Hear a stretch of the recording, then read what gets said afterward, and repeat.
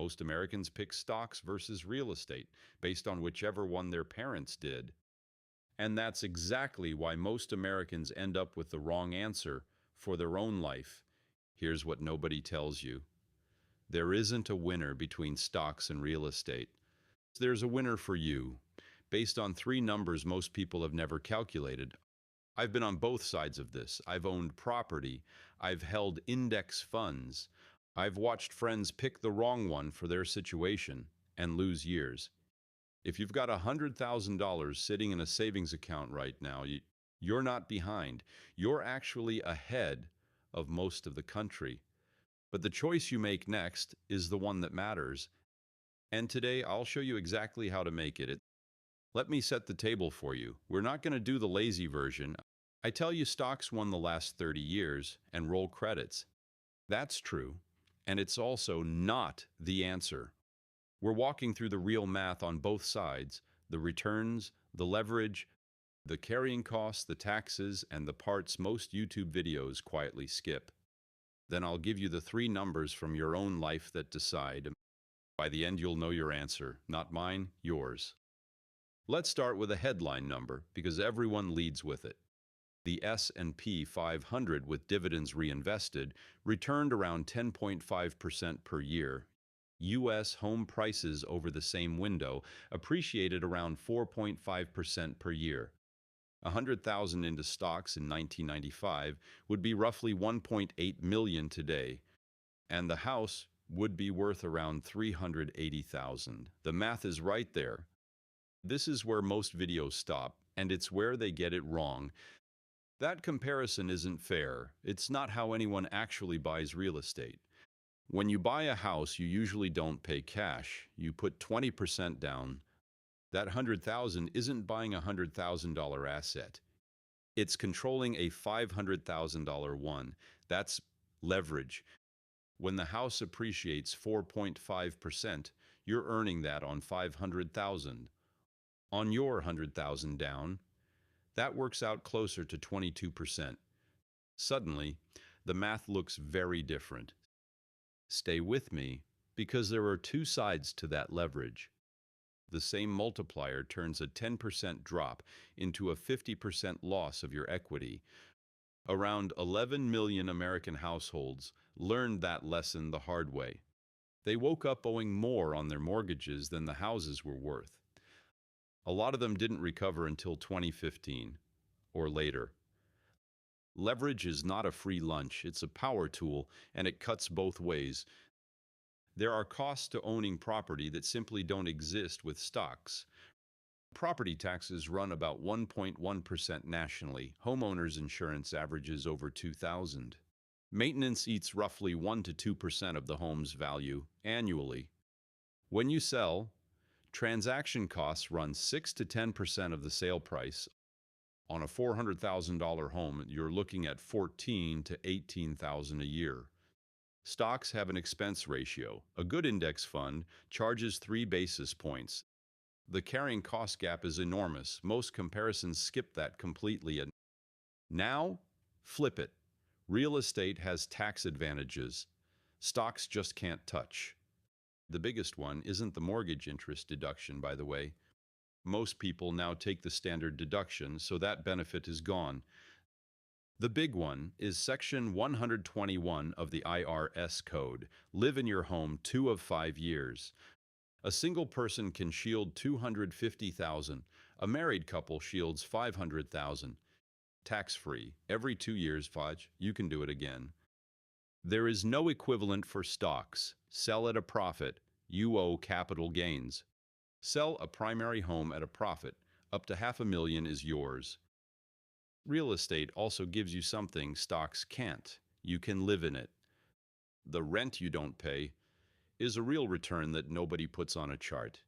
If your mortgage is $2,000 and renting would run $3,500, that $1,500 gap is income you keep every month, untaxed. Over 20 years, that's hundreds of thousands that never show up. But it's real money, and it spends just as well as a dividend. So now you've got both sides on the table. Stocks, higher long-term raw return, fully liquid, lower carrying costs. Real estate, lower raw return, but leveraged, partially tax sheltered. Both are real wealth builders. Anyone saying one is a scam that is selling you. Most Americans don't actually pick, they get pushed. The median American homeowner has 67% of their net worth in home equity, only about 16% in stocks and retirement accounts combined. That's not a strategy, and that's an accident. They bought a house because their parents bought a house. Their entire financial life is one asset class, in one zip code. That's concentration risk, dressed up as the American dream. I've been there. The first place I bought because I'd been told. Owning was always smarter than renting. Took me 3 years and a job change to realize the math didn't work. I broke even when I sold. I'm not telling you that to scare you off. The lesson cost me 3 years of compounding. I'm never getting back. I want you to skip the version where you learn it the hard way. So how do you actually pick? 3 numbers. Write these down. Number 1, your effective time horizon. Not how long you plan to invest, how long until you'll need to liquidate. Stocks reward patience over any 20-year window. The S&P 500 has been positive. Over any 5-year window, it hasn't. Bad stretches do happen. You don't want to be selling into one of them. Real estate is even less liquid. Transaction costs eat 6 to 10% on the way out. If your honest time horizon is under 5 years, you're picking differently. Number 2, your liquidity floor. How much do you need to be able to touch just within 90 days? If the answer is more than 20%, real estate is off the table. You can't sell a kitchen, you can't pull 20 grand out without paperwork. Stocks, you can move in 3 days. If your life has unpredictable expenses, your liquidity number decides this. Number 3, why our honest stomach. This is the one most people lie to themselves about. The version of you that sees your account down 35% on a Tuesday morning. If that version of you sells, stocks will lose you money no matter what. Real estate hides volatility because nobody Zillows their house every morning. For some people, that's a feature. They don't panic sell. For others, it's an excuse to ignore a problem until it's worse. Be honest about which one you are. Run those 3 numbers through your own life.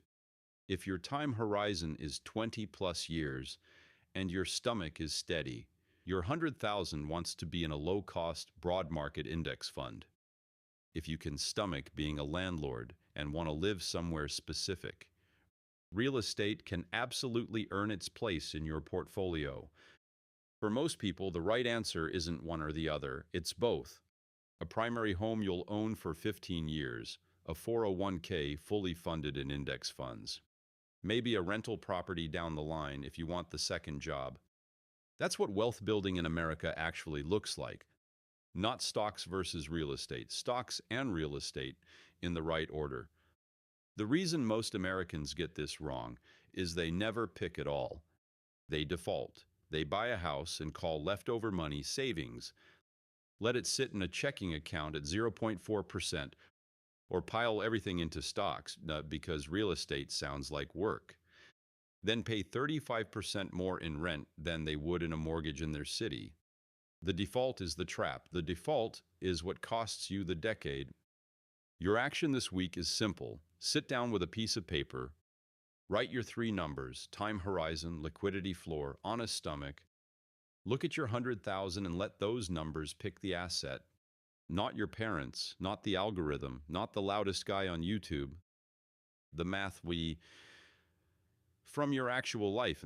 If this hit home for you, hit subscribe and turn on notifications. I drop new videos breaking down American money 3 to 4 times a week. Thanks for watching. Take care of your money this week, and I'll see you in the next one.